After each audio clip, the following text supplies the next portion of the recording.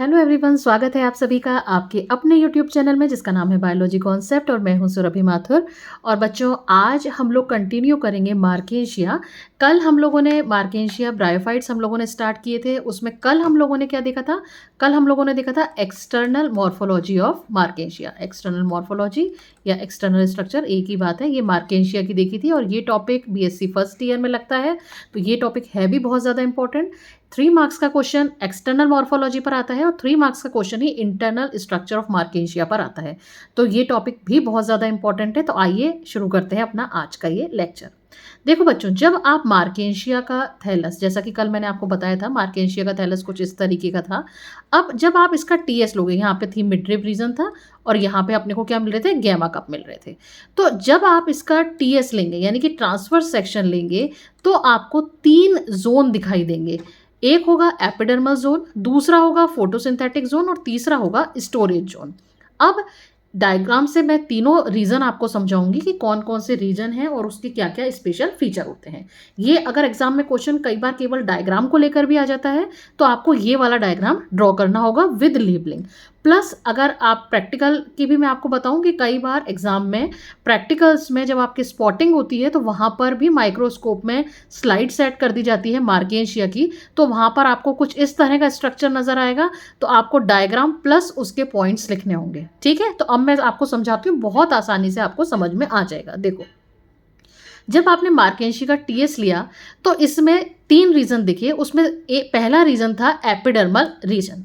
अब epidermal region में हम क्या क्या इंक्लूड करते हैं? एपिडर्मल रीजन में हम इंक्लूड करते हैं एक तो अपर एपिडर्मिस को और एक लोअर एपिडर्मिस को, यानी ये 2 लेयर ही, केवल एक तो ये वाली लेयर अपर एपिडर्मिस की और ये सबसे नीचे वाली लेयर लोअर एपिडर्मिस की, इसको इंक्लूड करते हैं। तो मैं यहाँ लिखती जाती हूँ। पहला पॉइंट क्या है?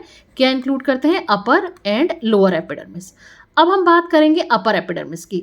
जो अपर एपिडर्मिस होती है वो अपर एपिडर्मिस जो है वो क्या काम करती है? प्रोटेक्शन का काम करती है। तो ये किसकी तरह काम करेगी? प्रोटेक्टिव लेयर का, प्रोटेक्टिव लेयर का काम करेगी। कौन? Upper epidermis. ये अपर एपिडर्मिस, ये यहाँ पे। ठीक है, अब इस अपर एपिडर्मिस में आपको क्या मिलेंगे? इसमें आपको यहाँ पे डायग्राम में आप देख सकते हैं, यहाँ पे ये क्या दिख रहे हैं? ये वाले स्ट्रक्चर क्या दिख रहे हैं? एयर पोर।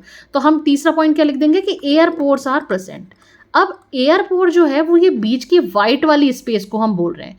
ये एयर पोर बीच में से क्या है? चौड़ा है और किनारों पे से क्या है? पतला है। ठीक है, और ये एयर पोर सराउंडेड रहता है किससे?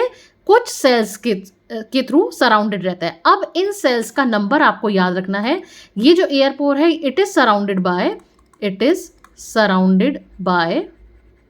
4 to 8 cells, surrounded by 4 to 8 cells from one side. यानी कि अब आप काउंट करें, प्लस अगर आप डायग्राम बनाते हैं तो आपको ध्यान रखना है कि जब आप इन सेल्स को ड्रॉ करते हैं तो यहाँ काउंट करो 1 2 3 4 5 6, यानी 4 to 8 के बीच में रेंज वेरी करनी चाहिए ना। इससे कम अगर आप 3 सेल्स ड्रॉ करते हैं या 9 सेल्स ड्रॉ करते हैं, यहाँ मार्क्स डिडक्ट हो जाएंगे। इस बात का विशेष ध्यान रखना। ठीक है, तो अपर एपिडर्मिस, एपिडर्मल रीजन किससे मिलके बना? अपर एपिडर्मिस और लोअर एपिडर्मिस से। अपर एपिडर्मिस प्रोटेक्टिव लेयर का काम करेगी। इसमें मिलेंगे एयर पोर जो बीच में से क्या होंगे? चौड़े, किनारों पे से होंगे पतले, प्लस ये 4 to 8 सेल्स के थ्रू सराउंडेड रहते हैं। अब बात करते हैं हम लोअर एपिडर्मिस की। लोअर एपिडर्मिस जो होगी बच्चों, वो लोअर एपिडर्मिस में आपको 2 चीजें देखने को मिलेंगी। एक तो मिलेंगे आपको राइजोइड्स। लोअर एपिडर्मिस पे क्या चीज मिलेगी? एक तो आपको मिलेंगे राइजोइड्स और दूसरा आपको मिलेगा स्केल्स। ठीक, राइजोइड्स और स्केल्स। यहाँ पे आप देख सकते हैं, ये है ट्यूबरकुलेटेड राइजोइड्स, ये है स्मूथ वॉल राइजोइड्स और साथ ही साथ आपको क्या मिलेंगे? स्केल्स मिलेंगे। ध्यान ये रखना है कि जब आप राइजोइड्स बनाए, स्मूथ वॉल बनाए, तो आपको बस इस तरीके से ड्रॉ कर देना है। ठीक है, लेकिन जब आप ट्यूबरकुलेटेड बनाए तो आपको इस तरीके से पैग लाइक स्ट्रक्चर ड्रॉ करने ही करने हैं। ये ध्यान रखना डायग्राम बनाते समय। तो स्मूथ वॉल और ट्यूबरकुलेटेड राइजोइड्स काम क्या होगा? थैलस को सबस्ट्रेटम से अटैच करके रखना, प्लस वाटर और मिनरल का एब्जॉर्प्शन करके रखना। अब स्केल्स की जो बात करें, स्केल्स कैसे स्ट्रक्चर होते हैं? मल्टी सेल्यूलर और कैसे होते हैं? पर्पल कलर के होते हैं। क्यों? Due to the presence of anthocyanin pigment. Anthocyanin pigment की वजह से क्या होते हैं? ये वॉयलेट कलर के होते हैं, वॉयलेट या पर्पल कलर के होते हैं। और काम क्या होता है? कि एक तो कैपिलरी एक्शंस के थ्रू वाटर को स्टोर करके रखना प्लस ग्रोइंग पॉइंट का प्रोटेक्शन रखना। तो ये सारे जो पॉइंट्स बताए हैं, ये सारे पॉइंट्स आपको लिखने होंगे एपिडर्मल रीजन में। ठीक, अब हम मूव करते हैं फोटोसिंथेटिक। जो दूसरा रीजन आया, ये तो पहला तो एपिडर्मल हो गया, मैं नंबरिंग कर देती हूँ इस पर, पहला एपिडर्मल रीजन हो गया, यहाँ पे नंबरिंग कर देती हूँ। फिर उसके बाद दूसरा फोटोसिंथेटिक रीजन हुआ। फोटोसिंथेटिक रीजन में हम इस वाले एरिया को इंक्लूड कर रहे हैं, यानी जस्ट अपर एपिडर्मिस से नीचे और स्टोरेज से ऊपर जो रीजन होगा वो होगा फोटोसिंथेटिक रीजन। जो किससे मिलके बना होगा? जो कई सारे एयर चैम्बर से मिलकर बना होगा, एयर चैम्बर्स। अब देखो, ये क्या है? ये एक एयर चैम्बर है। ये क्या है? ये दूसरा एयर चैम्बर है। ये क्या है? ये तीसरा एयर चैम्बर। मैं नंबरिंग करती हूँ यहाँ पे, पहला एयर चैम्बर, ये कैसा है? दूसरा एयर चैम्बर, ये क्या है? तीसरा एयर चैम्बर। इस एयर चैम्बर में आपको ये छोटे छोटे गोल गोल गोल मटोल सी सेल्स दिख रही हैं। ये सेल्स मिलकर के क्या बना रही है बच्चों? ये बना रही है photosynthetic filament.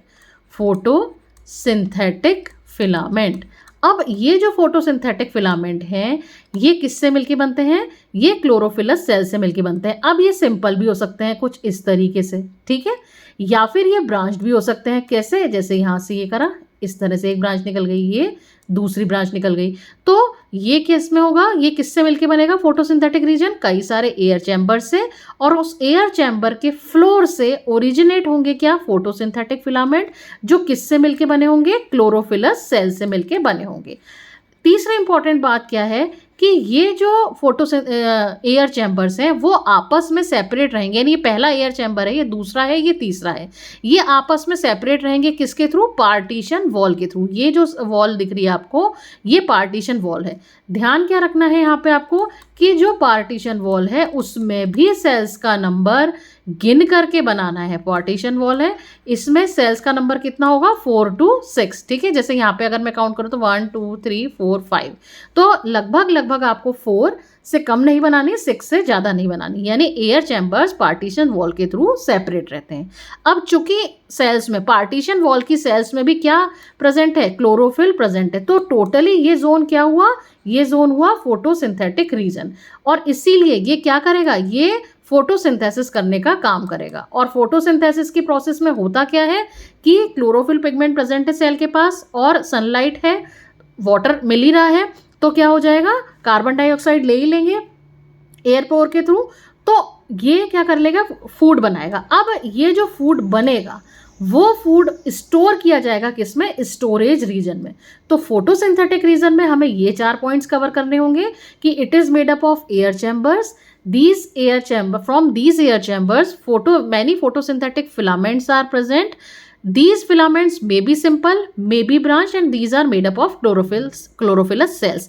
These air chambers are separated through partition wall, and the cells of photosynthetic regions do photosynthesis, and the process of photosynthesis food is formed. इतना चीज़ आप इसमें लिख कर आएंगे। फिर आ जाते हैं अपन स्टोरेज रीजन पर। तीसरा रीजन मैं नंबर डालती हूँ स्टोरेज रीजन। स्टोरेज रीजन ये वाला जो, ये मोटल्ला वाला जो है, ये क्या है? सबसे मोटा वाला जो है वो क्या है?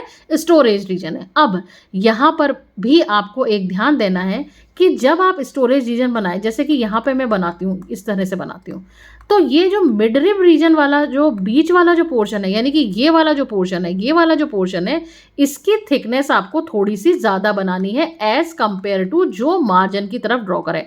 अब मार्जिन की तरफ ड्रॉ करते समय हम क्या कर देंगे? इसको थोड़ा सा पतला कर देंगे, है ना। ड्रॉ करते समय हमें ये ध्यान रखना है कि ये यहाँ पे तो थोड़ा सा थिक हो, यहाँ पे थोड़ा सा चौड़ा हो, और किनारों की तरफ क्या हो? थोड़ा सा पतला हो। देखो जैसे यहाँ पे इस तरह से बनाया है ना।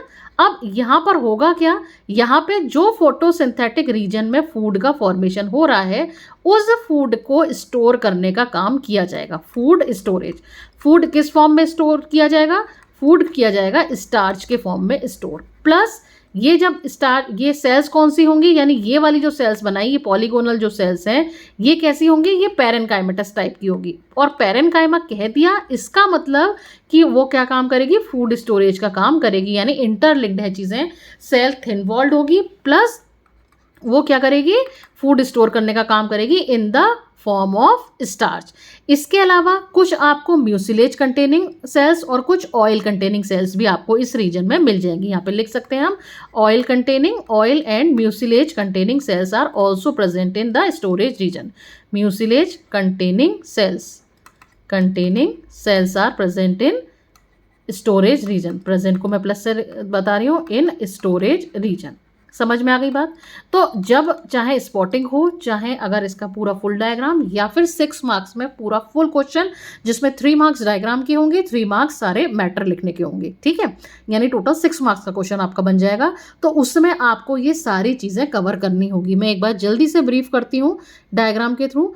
अगर आपका क्वेश्चन आता है कि डिस्क्राइब इंटरनल स्ट्रक्चर ऑफ मार्केशिया, तो उसमें आपको 3 चीज़ें बतानी पड़ेंगी। There are 3 reasons. पहला एपिडर्मल जोन, दूसरा फोटोसिंथेटिक, तीसरा स्टोरेज। एपिडर्मल रीजन में आप upper epidermis plus lower epidermis.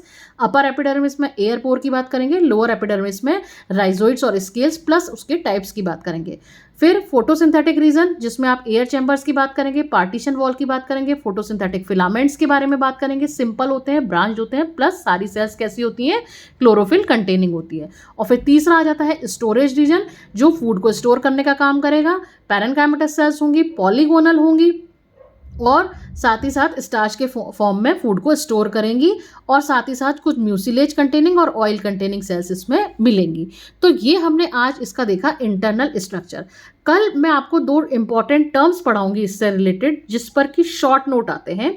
तो आप कल का वीडियो भी ज़रूर से देखिएगा। और आज के वीडियो में अगर आपको कहीं कोई डाउट हो तो आप मुझे कमेंट करके पूछ सकते हैं। और अगर आज का वीडियो आपको पसंद आया हो तो प्लीज़ इसको लाइक करिएगा, शेयर करिएगा, चैनल को सब्सक्राइब करिएगा। Thank you very much.